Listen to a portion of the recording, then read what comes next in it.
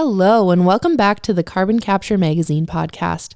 I'm your host, Danielle Piekarski, and today we are joined by Emma Thomley and Ryan Kammer of the Great Plains Institute. Welcome to the podcast, Emma and Ryan. Thanks, Danielle. Hi. Thanks for having us. Thank you for joining us today. So let's start with some introductions. Can you both tell us about yourselves and the Great Plains Institute? Sure. Yeah, I'll start. My name is Ryan Kammer. I'm the research manager here for the carbon management team at GPI. I joined last July. Prior to that, I was a research geologist at the Indiana Geological and Water Survey. I've been in the carbon management space now for 5 or 6 years. We work nationally, and I'll let Emma kind of introduce herself and talk a little bit more about the other things we do. Thanks, Ryan. Yeah. Hey, everybody. I'm Emma Thomley. I'm the state and regional policy specialist on our carbon management team at the Great Plains Institute.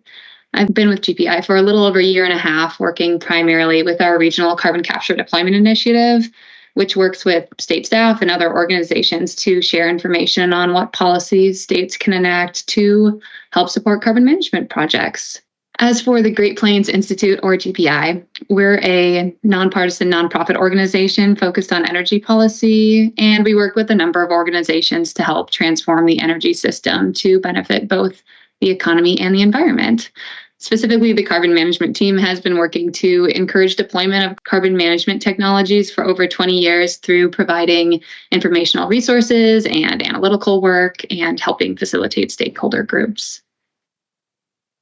Thank you both. So, the Great Plains Institute recently released an atlas of direct air capture opportunities in the U.S. Can we briefly go over what direct air capture is and why it is an important element in carbon management? Yeah, sure. So direct air capture, like many things when we talk about carbon capture, it's really talking about a suite of various technologies. In this case, instead of capturing from a point source like we would in many carbon capture opportunities, we are removing the CO2 directly from the ambient air or atmosphere. Typically, we kind of separate direct air capture into two types. There certainly are going to be plenty of different ways that they can do it. But for the most part, what we've seen and the way that we separated things based on energy requirements and how we can look at it nationally, we split it into low temperature direct air capture. You may see the term solid direct air capture. I know that the IEA has used that. And then high temperature direct air capture or liquid direct air capture. Both of those we typically call a technology-based approach for removing CO2. You could also hear engineering-based. Really, it's both of those, certainly. And really the value of this mechanism versus others in the carbon dioxide removal space. So just, I guess, to step back a second, direct air capture is also part of the carbon dioxide removal technologies or suite of technologies. Some of those are engineering-based, like direct air capture, things like enhanced weathering, other bioenergy with CCS, and some of those are going to be more nature-based, things like afforestation and reforestation. All of these are modeled to be required in many scenarios of emissions over the next coming decades because we are likely not going to be reaching our targets for 1.5 degrees Celsius to 2 degrees Celsius of increased temperatures based on CO2 emissions from pre-industrial levels. So because of that, we are likely going to be needing forms of carbon dioxide removal, and direct air capture is one of those opportunities. Even if we were able to aggressively decarbonize most of our economy, there are still going to be some emissions that are going to be really hard to abate. Things in industry typically are considered part of that. Some chemical manufacturing, cement manufacturing, and iron and steel have certain aspects of their process that are going to be difficult to capture. So because of that, if we were looking at reaching a net zero economy, we are likely going to need to remove CO2 in other methods. So stepping back to kind of just direct air capture in general, I mentioned high temperature and low temperature. So typically when you're looking at what is required for a direct air capture facility, we're looking at a system where we have large fans that are bringing air through to contact something that is removing the CO2 from the air. With high temperature, I mentioned liquid, you're using a liquid solvent, whereas low temperature, you have some sort of solid sorbent. They're also very similar processes in that sense, to what we might be looking at in other carbon capture opportunities. Really, it's just instead of a flue gas of some sort, you are dealing with ambient air with significantly lower CO2 concentrations. Once you have those, the naming of the low temp and high temp is really just the temperature that's then used to separate the CO2 from whatever mechanism was used to remove it from the ambient air. And at that point, it's very similar to other carbon capture and other uses of CO2. We dehydrate, we compress, and then we transport and store or utilize. Great answer. Thank you, Ryan. So now that we've reviewed direct air capture, let's dig into this atlas. What all is covered in this? Yeah, so as this conversation around direct air capture evolves, we wanted to be able to share information about the opportunities across the US for direct air capture and help further understanding of the energy needs of this technology. And that's what ultimately led to the creation of the Atlas. Overall, the Atlas examines factors that could make some regions a little bit more suitable for developing DAC projects, such as being near existing low carbon energy sources, existing infrastructure, and the potential for geologic storage in the region. The Atlas goes into depth on 17 factors, but broadly they can be summarized into 3 different categories: transporting and storing CO2, powering a DAC facility, and technology efficiency.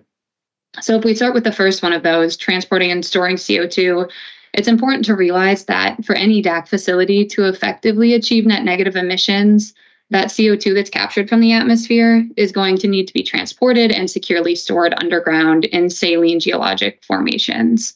Now, certain areas of the country have more of these formations than others, and facilities that are sited closer to those opportunities may need to build less carbon dioxide transport infrastructure, which is going to significantly reduce the cost to build a DAC facility. The second factor that we considered pretty extensively throughout the Atlas was powering a DAC facility. And a DAC facility needs energy in the forms of heat and electricity to remove that CO2 from the atmosphere, both of which can be obtained from a variety of low carbon sources.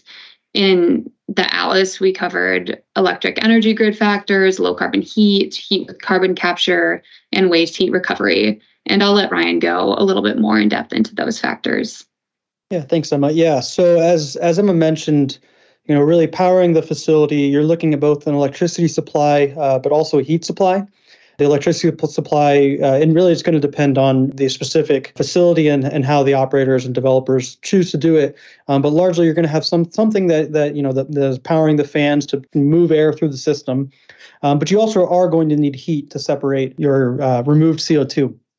And so what we did to kind of stay at a national level, we kind of want to stress throughout this that the DAC Atlas, we see it as a resource potential atlas, much more looking nationally and in certain regions, not necessarily at very specific sites that have other constraints that are going to be considered by developers.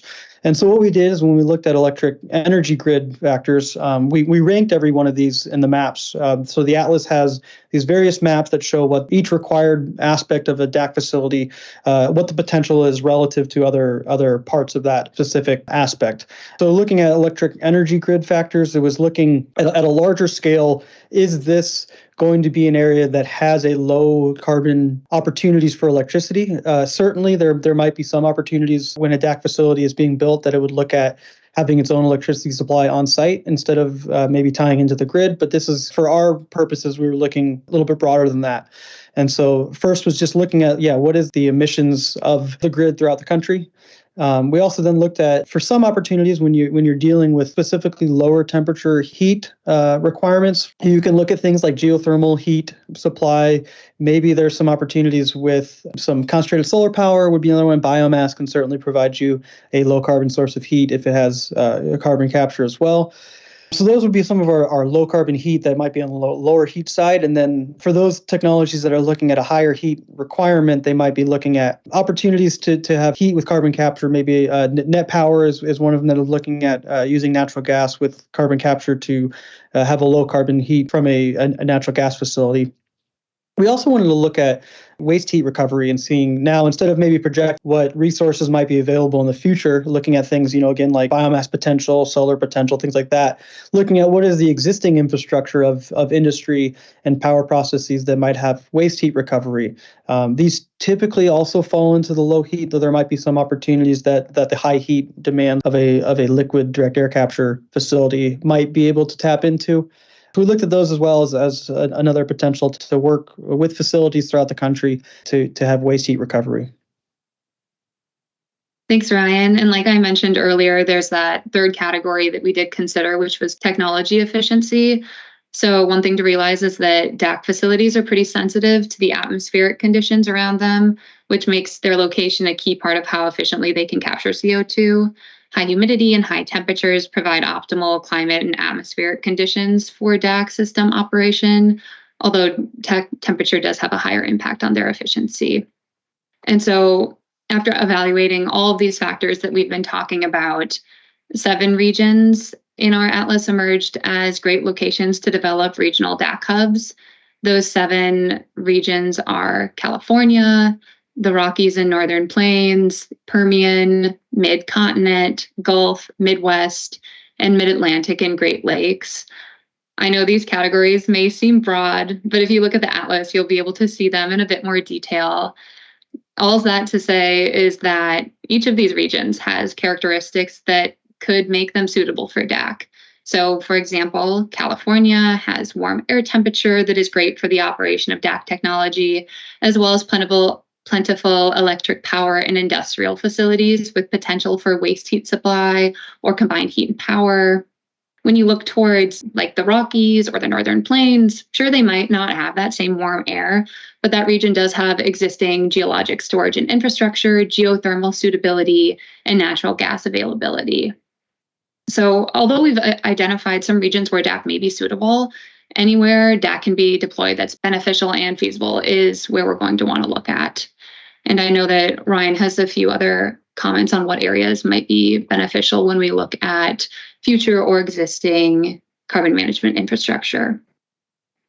Yeah, thanks, Emma. Yeah, I think the last kind of big takeaway that we saw from this analysis and comparing it to previous analyses we had done looking at carbon and hydrogen hubs is there was a pretty significant overlap between those identified here and those identified for the more typical carbon capture and hydrogen use opportunities that we had identified.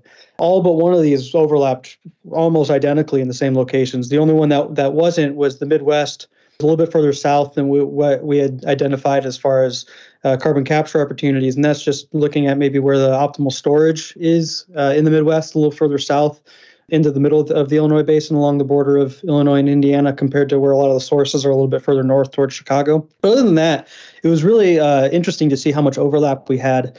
What that really showed me was the ability for direct air capture to be part of the suite of technologies deployed in a certain part of the country so that as we build out the infrastructure required, you can have shared economics by sharing both storage facilities, but also maybe some sort of transport infrastructure if it's required, really helping lower the cost. We've already kind of seen this as we've released this. We've had people talk to us about, hey, what are the opportunities to maybe tie this into a future opportunity for their own projects that are already looking at other aspects of carbon capture. So it's been encouraging to kind of see the opportunities to have overlap to share costs in the infrastructure. Very interesting. Well, thank you both. So I read through the atlas and there was a few pages about the US DOE's Direct Air Capture Hubs program. Could we dive into that program a bit? Sure. So the U.S. Department of Energy's DAC program presents a great opportunity to get DAC projects funded in the U.S. The program will fund $3.5 billion over 5 years towards the development of 4 regional DAC hubs.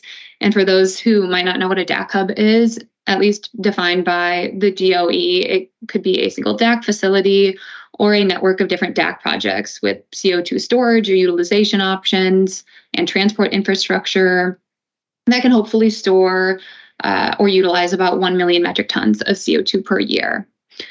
So for this DAC Hubs program, about half of this funding was made available last December, and the submission deadlines for full applications for this initial round of funding was on March 13th. The rest of the funding will be made available in 2024 or later, and when selecting these DAC hubs, DOE is going to take into consideration economically distressed, fossil-producing regions with high levels of coal, oil, or natural gas resources. They're also going to consider factors including the local availability of renewable low carbon energy production, resource availability, existing infrastructure, and the potential for these sites to fit into social or environmental justice standpoint. Additionally, this current funding opportunity announcement allows for the DOE to fund projects that are in a variety of maturity phases. So you might have this funding going towards feasibility studies through design and build. And then on the schedule they've identified, the DOE could identify 2 of the potential hubs locations yet this year. But more specifically, I'd also like to stress the importance of equity in the program, which we also cover in the Atlas. DAC hubs are designed to advance equity, environmental, and energy justice principles and ensure that DAC's deployed responsibly. So when project developers are considering how they're going to develop their project, one of the requirements that they have from the DOE is that they must complete an in-depth environmental pollution impact assessment. They have to study cumulative pollution and also track and report outcomes related to community benefits. That's great. So through DAC or DAC, once the CO2 is captured from the air, what are some of the options for storage or utilization? Yeah, so we've talked about kind of how, you need air. We have that. You need to have the ability then to pull it out. But yes, then the question is, what do you do with it? And so there's really 2 main options. The first one being geologic storage. I'm a geologist by training and background, so I see that one as a great opportunity. It's certainly probably the most plentiful opportunity as far as looking at storage throughout the country, and it also provides some of the best permanence. You know, we typically are modeling in the thousands to tens of thousands of years at a minimum. And so for me, the first place to look would be what are called deep saline formations. These are locations that traditionally don't have other production of typically, oil and gas, things like that. It's just a saline formation where the total dissolved solids are high enough. Typically 10,000 parts per million is the threshold. They're high enough where it's not going to be considered an economic underground source of drinking water. So those are also at least half a mile underground, oftentimes up to a mile or greater under the surface. Those locations then are established and identified. There's various operations that are done prior to injection to make sure that the storage is secure, safe and secure, and also to make sure that the injection rates that you are expecting to be able to do are capable there. So that's the first place we would look. Be on site, typically with a direct air capture facility. No secret that right now it's a newer technology, and so the costs are higher. And so one of the first things you would do is to make sure to limit the cost anywhere else in your project. One of those then would be looking at an on-site storage facility if the geology is suitable. If that is not an opportunity, you would be looking for something nearby. Typically, in the with the direct air capture facility, the whole purpose of these is to remove CO2 for climate purposes, and so we're looking at things that are permanent storage that would also provide a negative total CO2 emissions factor. And so saline storage would be the first one. Other opportunities could be to offset use in CO2 from natural sources, things like food and beverage. CO2 as a supercritical fluid is also used as a solvent in some processes in industry. So there are opportunities there. Certainly the biggest one that we're seeing as a great kind of middle ground where it's both being used, but it's also in a long-term storage opportunity is in the concrete and cement, especially in developing concrete that uses captured CO2 as part of its process is a great opportunity to have an economic benefit of this captured or removed CO2 while helping develop in industry and offsetting CO2 that would have been brought in elsewhere in the process. Awesome. Well, we are coming near the end of our time here. Do either of you have anything else that you would like to add?